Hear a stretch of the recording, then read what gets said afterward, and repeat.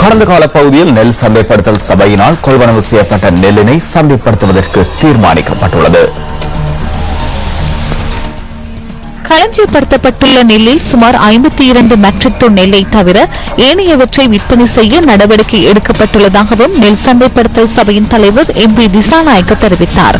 இந்த வருடத்தின் பெரும்போக மற்றும் சிறுபோகத்தின் போது கொள்வனவு செய்யப்பட்ட நெல்லை விற்பனை செய்யப்படவுள்ளதுடன் அதன் பொருட்டு விலை மனு கோரப்பட்டுள்ளதாகவும் அவர் சுட்டிக்காட்டினார்.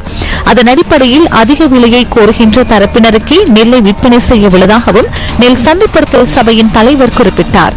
இதன் பிரகாரம் 1 கிலோகிராம் கீரி சம்பா 57 ரூபாவுக்கும் 1 கிலோகிராம் சம்பா 50 ரூபாவுக்கும் மற்றும் 1 கிலோ நாட்டரிசிக்கு அதிக விலை கோரலின் அடிப்படையிலும் விற்பனை செய்வதற்கு அமைச்சரவை அனுமதி அளித்துள்ளதாக அவர் சுட்டிக்காட்டினார்.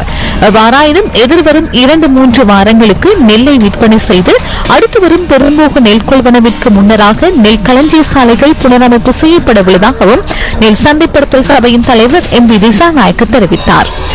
நெல் விற்பனை மூலம் கிடைக்கின்ற பணத்தில் சுமார் 6 மில்லியன் ரூபாவினை திரைசேரிக்கு வழங்க எண்ணியுள்ளதாகவும் அவர் சுட்டிக்காட்டினார்.